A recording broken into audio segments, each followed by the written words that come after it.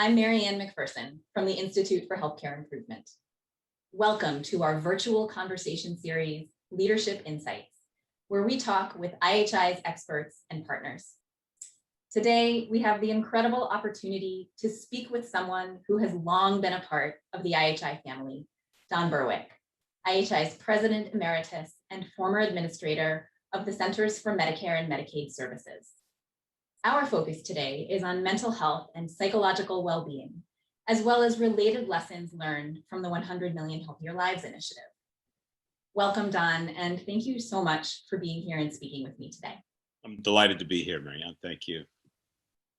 As you know, Don, the 100 Million Healthier Lives initiative that IHI convened was bold and set out to transform how the world thinks and acts about health, well-being, and equity. In the many roles that you hold and have held as a leader and a decades-long champion for public health, a fierce advocate for patient safety, for patient-centered care, and someone with a passion for strengthening government, public health, and community health and healthcare systems. I'm curious to hear from you, what do you think are some of the most significant lessons that healthcare leaders can learn from 100 Million Healthier Lives? I'm reminded of a bon mot that was created by Harvard Business School professor Rosebeth Moss Kanter, who has said we have to not just think outside the box, we have to think outside the building. And the more we understand about health and its generators, both physical and emotional and psychological health, the more we realize is that the healthcare world is a very confined, limited one. And if we want leverage on health and well-being, we have to reach way outside our buildings and think way outside the box. What I love about the 100 Million Healthier Lives campaign was its inclusiveness, the reach, the breadth of involvement of groups and agents of change that we normally don't think of as any part of the health generating system, but they are. I remember meetings during the 100 Million Healthier Lives effort with barbershops and grocery store leaders in rural communities in New England, all now part of the health generating effort. And that's the thinking that's going to get us to be the kind of health creating, sustainable communities that we really want to be. And if that response was some of how you think the initiative may have an impact on and draw lessons for healthcare leaders, I'm equally curious about how you think that the initiative may have a long-lasting impact on communities. Through empowerment and localization of effort. There's this growing vocabulary. I first actually encountered it in the UK, but I hear it more and more now about place-based change. And I'm not sure I know exactly what the creators of that term meant, but what I hear in that is this strong sense of the power of localities and local capacities, local sensibilities, local love, local affection for generating the systems changes we needed. And I hope that's part of the legacy of 100 Million Healthier Lives, to understand the power that lies within communities. But we're always looking sort of upward toward the state house or the capital or the government, and they have absolutely key roles in generating health. But the actual work that gets done that's most effective is in localities where people know each other, live together, and nurture a sense of commonality and solidarity. I saw a lot of that in 100 Million Healthier Lives. If leaders get smart, they'll see themselves as servants to localities instead of a control system. I'd love to continue on this kind of community-centered thread for a moment. As I believe you know, one of the things that came out of 100 Million Healthier Lives was a framework, a set of skills and tools called Community of Solutions that supports a culture of health and well-being, that builds capacity for measuring progress through improvement science and other related methods, that connects technology and other supports to navigate people and help them find things that work. In your many leadership roles, you have approached your work and have shared with others how to integrate these solutions and these skills. And so I wonder, what advice might you give to a public health professional or to a community-based leader who may be considering adopting these types of skills and tools? I give them encouragement to do so. I think the sciences of improvement, the improvement methodologies that IHI now has had almost 40 years of experience with, along with many others around the world, they're very powerful. They're a powerful alternative to the usual way to think about seeking improvement. The usual way to think about improvement has to do with control and just, setting objectives and hoping a miracle happens, or demanding, pounding the table harder, or relying on incentives. None of that really works. None of it gets the transformative system redesigns and collaborative work that we need for improvement. Science does. That includes measurement. You mentioned measurement, and there are ways to measure that hurt improvement, that chill it, that cause fear, and there are ways to measure that support curiosity and search and ambition and joy. So I would say get serious about learning the modern approaches to improvement, systems thinking, understanding proper uses of measurement and improper ones, building skills for collaboration and cooperative work, building a sense of motivation around joy, not fear. And then most importantly of all, a culture of testing. In IHI, we talk about PDSA, Plan, Do, Study, Act. It means get on your bicycle and try. If you fall, you fall, but then you'll learn. And that can apply at the community level as well. So communities that are avid to try things, that can really help. For leaders, there's a letting go. If you want to nurture learning, which is the goal, all improvement is change, but not all change is improvement. So you have to learn your way to improvement. Then leaders have to learn how letting go is the best possible strategy. I think there's another piece of this which is a little more technical, but the fact that communities know best what communities can do, and we saw that in the 100 million healthier lives, it doesn't mean there aren't scientific change concepts that can be used. One example IHI's really enjoying right now is the age-friendly health system movement, which wasn't part of 100 million, but it's a cousin.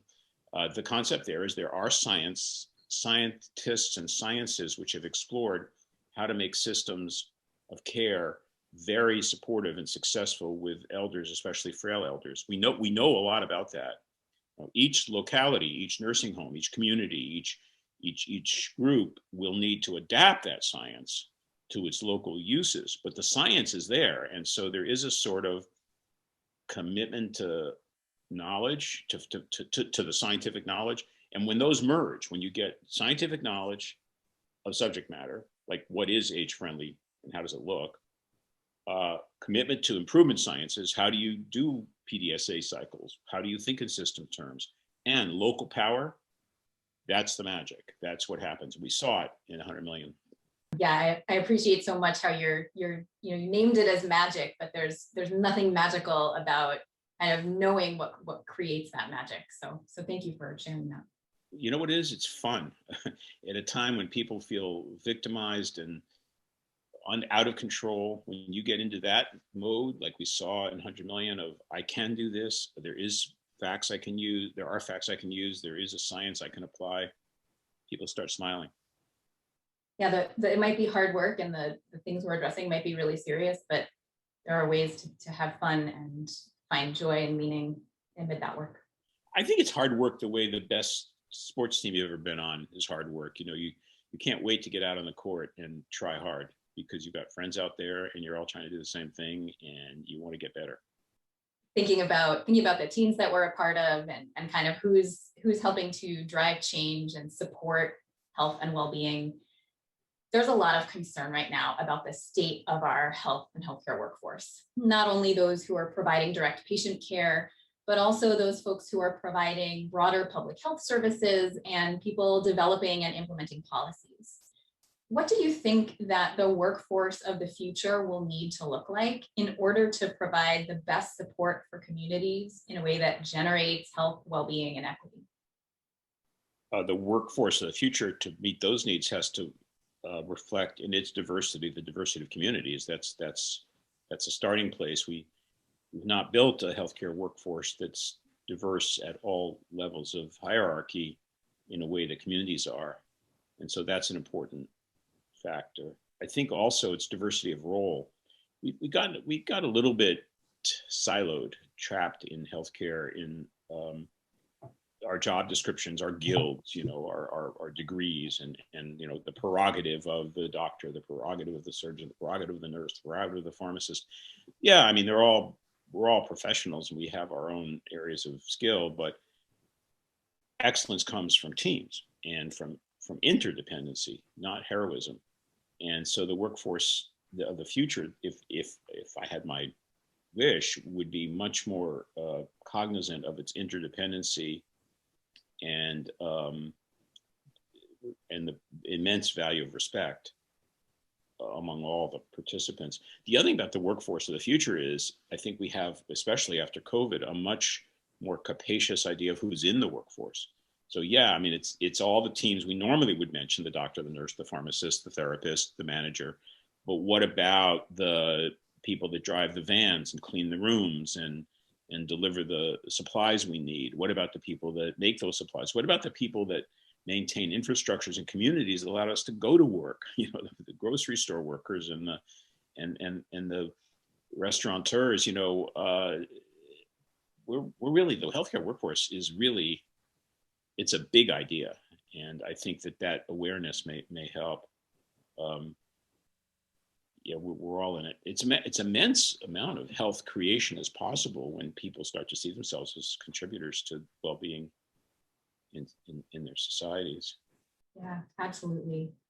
And following this thread a little bit, considering this expansive definition of the healthcare and health workforce, how might these workers in this workforce maintain their own health and well-being, including and perhaps especially their mental health?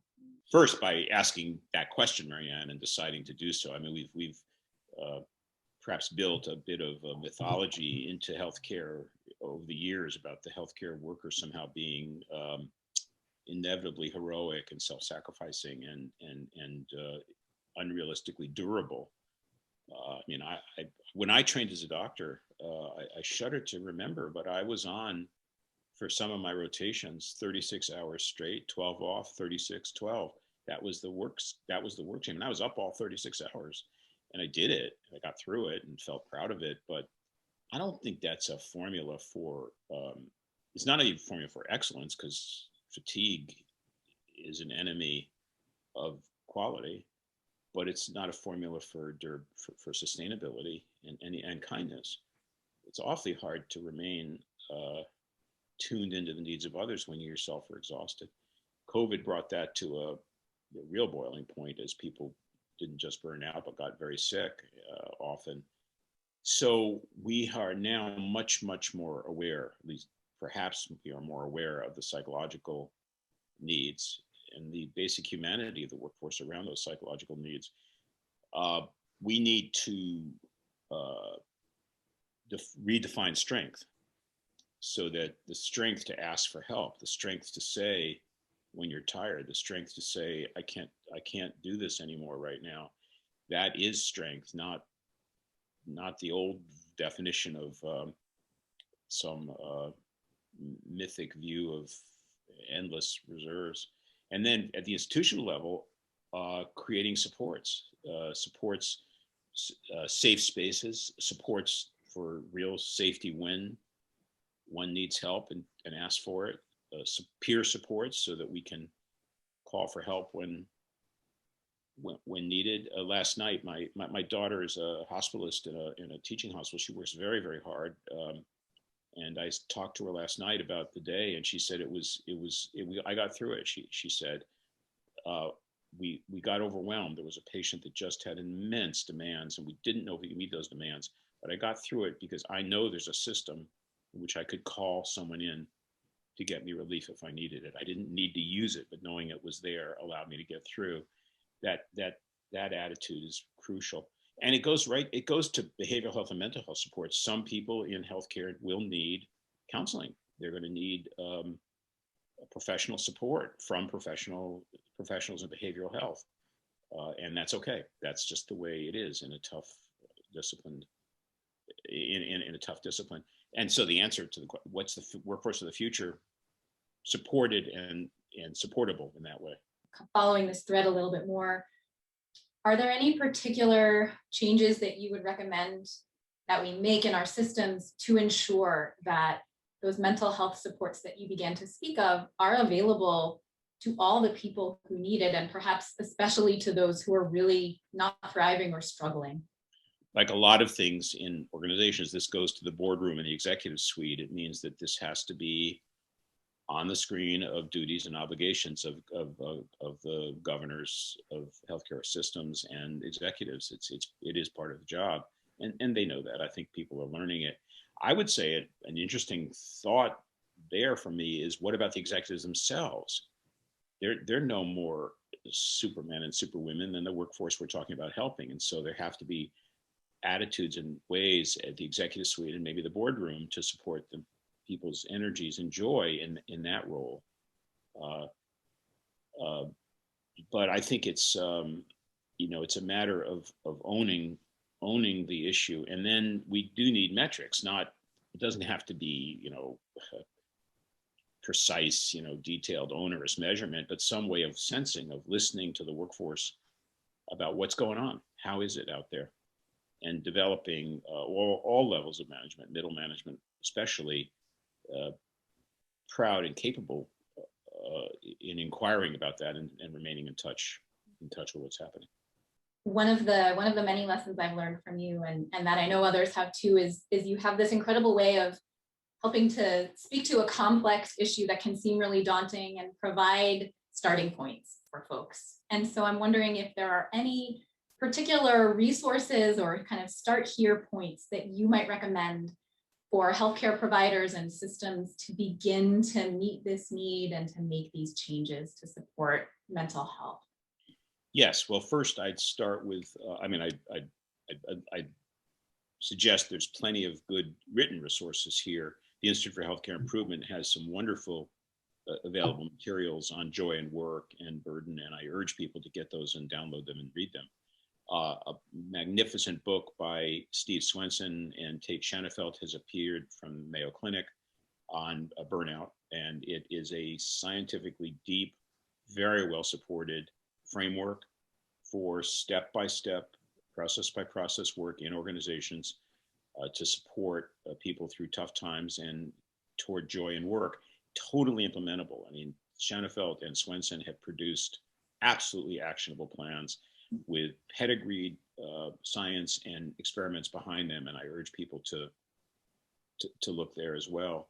The National Academy of Medicine has gotten into this field very helpfully. There was a consensus report for the National Academy of Medicine on physician burnout, clinician burnout just last year. It's very good, and there's an action collaborative now in the National Academy of Medicine, which I think people can join to work on this. And IHI itself is positioning this particular topic centrally in its work, and I would urge people to connect to IHI programs and processes around joy and work. The good news is this is doable. There are a lot of problems we have in health and healthcare where we just don't know what to do. We don't know the answers yet. We'll find them, but we're not there yet. But this isn't one of them. The science and the experience of disciplined organizations offers absolutely reliable recipes for executives, leaders, boards, managers that really want to understand how to support their workforce. One final, if I can just make another commercial announcement, but IHI has the Leadership Alliance. We now have about 55 members. It's my major project as an IHI senior fellow. It's been in existence for 7 years. The Leadership Alliance is deeply focused on sustainability, workforce evolution, and joy in work and psychological needs. And join the Leadership Alliance. Check it out, and be number 56. We can grow that collective of organizations that are deeply interested in this and many, many other topics like improving the electronic record and working on patient safety and dealing with COVID. So that's that's a suggestion. Thank you so much. I would love now to shift our conversation a bit and focus on a different topic. We are speaking today at the end of April 2021, and so very much still in the midst of the COVID-19 pandemic and all that it has exposed. And certainly COVID-19 and all that has come with it has spotlighted systemic problems in the healthcare system that we knew about before the pandemic, but it has highlighted those things, and it has exposed even more problems that we may have known about, but may not have been prepared for. So based on your experience, what do you think, Don, are some of the greatest lessons that we've learned from the pandemic so far? I think there's some positive lessons. Maybe we'll start there. Things we learned we can do that we didn't know we could do. One is speed. The amount of adaptation that occurred in healthcare in days or weeks, not months, to move to different ways to give care, to adopt proper clinical practices in care of very sick COVID patients. I mean, we learned a ton and continue to learn. Journal cycle times are down to days now for papers that would have taken months to get published. So we can, that speed is really, it's kind of exciting. And right now it's exhausting, but I think maybe we could learn from how can you go this fast in adopting great things? Another is science. We learned that when you forget standards in science, patients get hurt, workforce gets hurt. And so we have a much better sense now of how to guide action through science. And I think for the professional community to adopt standards. We know how to deal with COVID now clinically, and that's not done by guesswork. It's done by adopting protocols and guidelines that actually are very well pedigreed, the same as applying in the public health space with case detection and so on. So we can do that. We can value science much higher than we probably did regularly before COVID. And then there's virtual care. I'm pretty excited about virtual care. I think we have really crossed a Rubicon here, and it's been long. It's been decades in the waiting, but now we know how to do care virtually, and I think that can change the profile of care, make it far more accessible, raise expertise levels. I think we can make world-class technical care available to localities that otherwise couldn't get it. That, of course, is a global phenomenon, and we need to, we've been taught we're one planet, we are connected, and I really hope that we can do far better than we have so far with respect to helping the global South and countries that don't have the resources that ours does. On the more negative side, we got our hands slapped. We weren't prepared, so the whole concept of preparedness needs a re-examination. We knew it in advance. I co-chaired a National Academy of Medicine committee in 2018 who found us unprepared for pandemics. And lo and behold, that's what happened. And so it's time for, at the public policy level and private institutions and regional structures, to really understand how we're going to deal with the next one, because there will be a next one, whether it's the grid going down or bioterrorism or another virus, I don't know, but it will come. And so we ought to learn readiness. We got our hands slapped on the workforce. Our workforce was left exposed, vulnerable, unsupported physically and psychologically, without protective equipment, without access to the rapid training they needed. Time to fix that. We need a much more generous and pervasive approach to workforce support. And as we said earlier, the workforce includes people who don't have expensive degrees after their names. We also have, by the way, revealed injustice in our workforce. We learned that over 1.4 million healthcare workers don't have health insurance, believe it or not. There are almost 2 million healthcare workers who were getting paid so little in healthcare that they were on Medicaid. So there's some fixing to do in healthcare. The biggest lessons of all, of course, are about equity. And as you said, Marianne, we knew it. We've known it for, 400 years, that structural racism and deep inequities afflict our country. They're persistent. They're very destructive. They played out in COVID in high risks for communities of color and for other vulnerable populations. Can we please fix this? Is this not a time when our country can have a reckoning, a badly needed reckoning with this, with exclusion and othering and prejudice and racism, and stop it.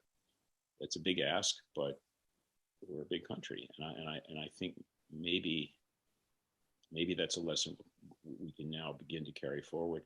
That takes us back to the beginning of this conversation, because to do that, to reach to communities that have been left out, we have to think out of the building. We have to reach into communities and deal with issues like food security and housing security and transportation and education and environmental safety and violence and criminal justice system and all sorts of things that healthcare has not been comfortable encountering, but we need to encounter them now if we're really going to be serious about reversing this really terrible history of disadvantage. I'd love to continue to talk about it as we explore some potential hows to move from where we are now to a place that is having systems that create health, well-being, equity, and thriving. So in an article that came out in 2020 in JAMA on the moral determinants of health, you wrote, and I quote, "Except for a few clinical preventive services, most hospitals and physician offices are repair shops, trying to correct the damage of causes collectively denoted the social determinants of health." That's the end of the quote. How then might we shift the dynamic and the systems and transform our healthcare and public health and community systems from repair shops, and particularly healthcare in that case, to ones that are focused on creating health, well-being, and equity? Science will help. If we really said that it's our job to help create health and well-being, we have tremendous science to turn to understand what the generators of health and well-being look like. And the answer has to then be to invest in those. We way underinvest in the generators of health and way overinvest in the repair shop, where we know there's tremendous amount of wasted effort, nonsense. We do things that don't help, and we continually pay the price of fixing the damage instead of fixing the roads. I think that the way to there involves many levels of activity, and I'm somewhat fearful of having gone to the moral determinants vocabulary, because I know our workforce is tired. Doctors, nurses, we're tired. And now I'm saying, guess what? The job's a lot bigger than you thought. But you know what? I don't know another way to do it. We have 18% of the gross domestic product. We have a lot of public trust. We have tremendous voice, a lot of lobbyists. Healthcare is going to have to get engaged with these social determinants. And as I say, I think it's the moral compass that points there. At the individual level, it's somewhat easiest, which is that, as we train and develop ourselves and young people as clinicians, it means inquiring. It means developing the skills to inquire and the methods to help in areas that we aren't necessarily trained for. How like what matters to you and what's going on at home, and what do we as individual clinicians, what can we do about housing insecurity or food insecurity or violence when we discover it? At the organizational level, there's more to do. Hospitals, for example, occupy a tremendous economic footprint in their local markets. They can use that footprint to help achieve more equity and opportunity in local markets. The anchor institution movement from the Democracy Collaborative is vibrant. I've spoken about it in many speeches.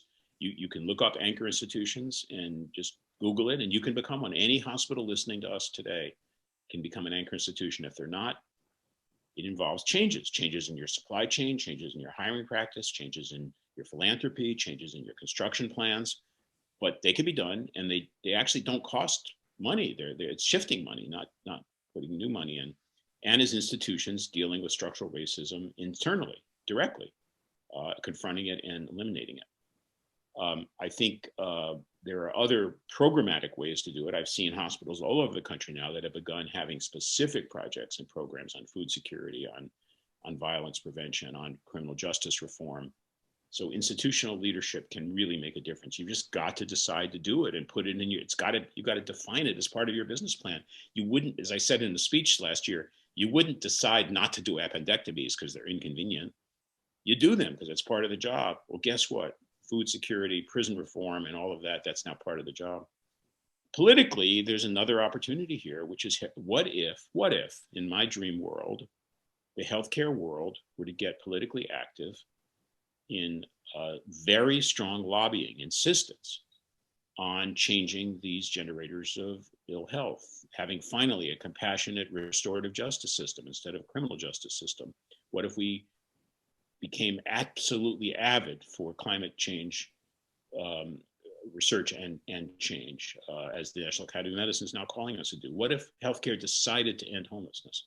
What if healthcare decided to end hunger and did it through lobbying, going to Congress and saying, this year, it's not our incomes we're talking about, it's roofs over the head of every American. I think we could have a political activation agenda, bipartisan, in healthcare to make a big change in the social determinants in favor of better health.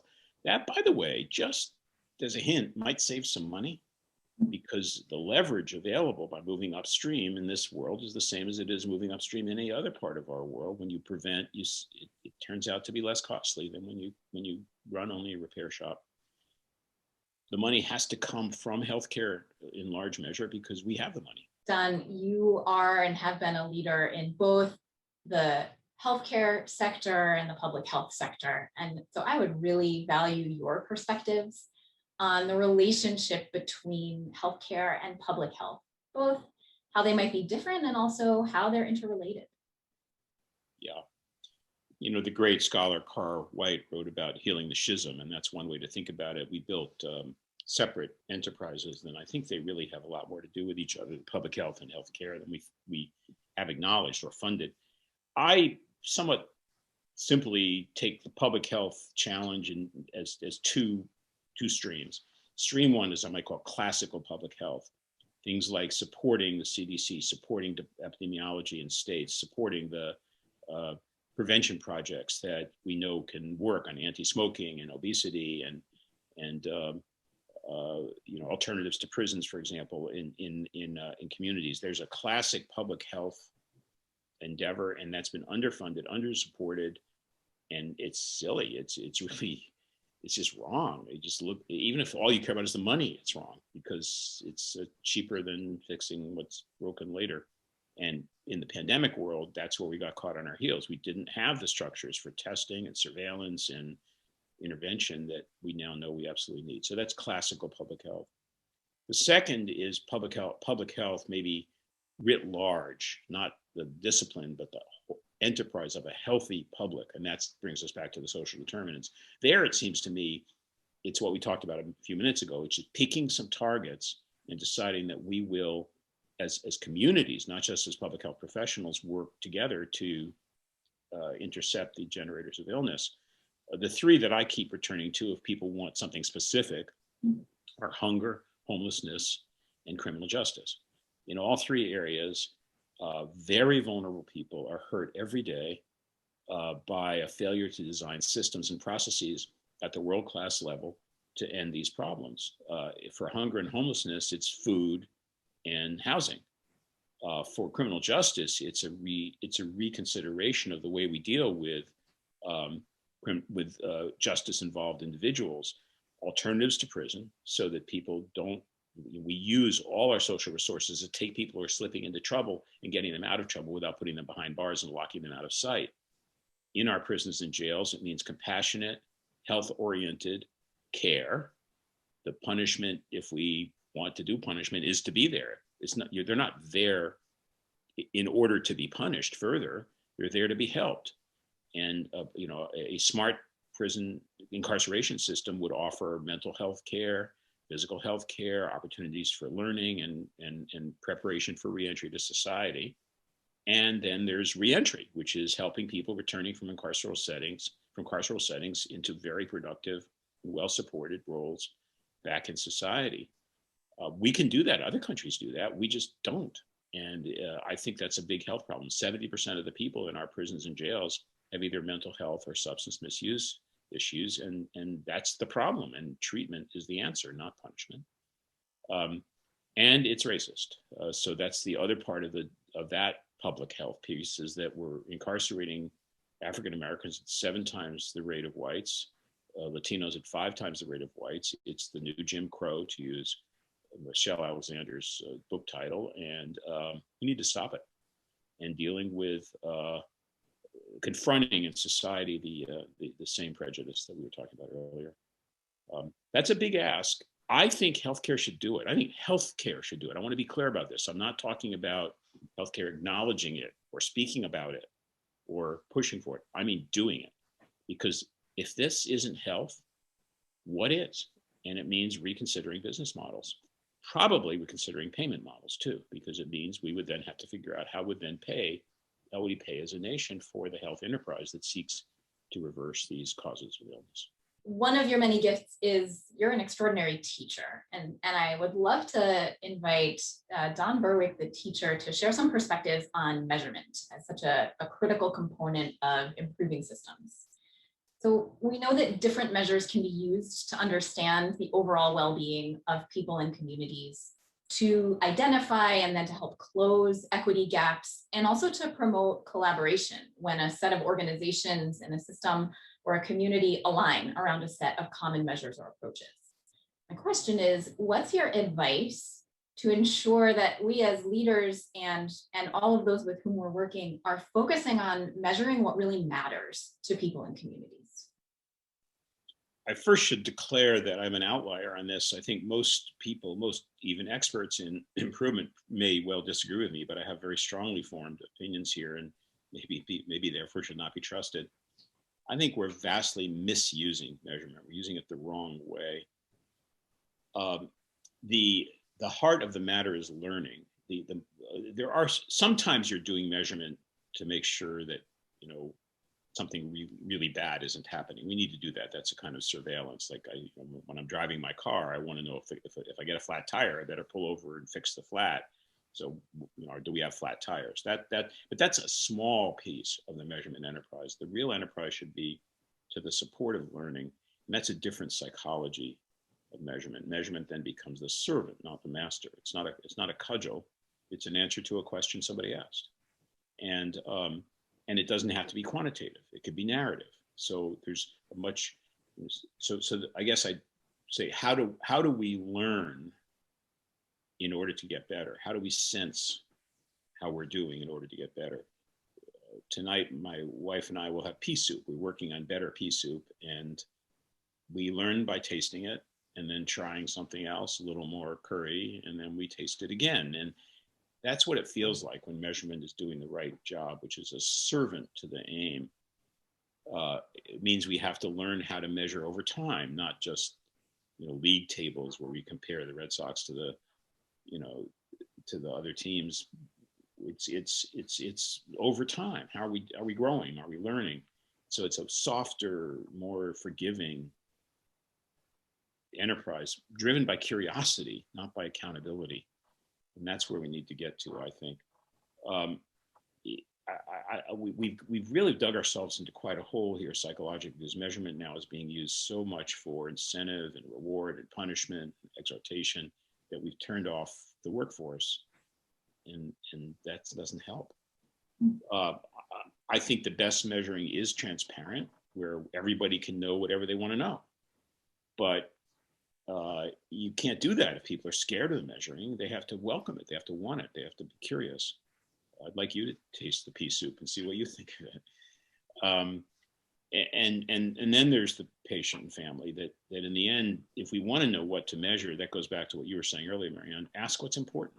The constant dance of inquiry with patients and families and communities about what matters to them, that's the guide. That then we say, well, gee, if that matters to them, let's figure out how we're doing at that. So it's a pretty comprehensively different approach. It's not accountability, it's not incentive, it's not reward, it's not punishment, it's learning. Thank you for that really important framing. And for helping me make my grocery list for the week, because that's one of my evening tasks before my morning shopping. So pea soup is going on the list for sure. I welcome your tips. And finally, this is a question that's really inviting you to just perhaps bring together, or if you haven't had a chance to share in the conversation so far, an answer in this last moment or two, which is, what is your advice for how public health and healthcare professionals might evolve to fundamentally transform the way that communities think and act to create health, well-being, and equity? I would choose Brian Stevenson's term. Brian Stevenson, the founder of the Equal Justice Initiative, he talks all the time proximity. I think it's proximity. I think it's really hard to stay angry at someone when you're in a room with them, especially when you're sharing a meal. And I think there's this just this search for coming into closer contact with each other. I'll give you one example right now, which is schools. I'm very privileged to be involved right now with a wonderful Bill and Melinda Gates Foundation project on improving K through 12 education. It's called the Networks for School Improvement, NSI. What they're trying to do is bring quality improvement science to K through 12 education and help places adopt and use it. And that's been a wonderful enterprise. But what's most wonderful about it is seeing schools and really coming into contact with what we're doing with our children, our future. And I'll tell you, it isn't that pretty.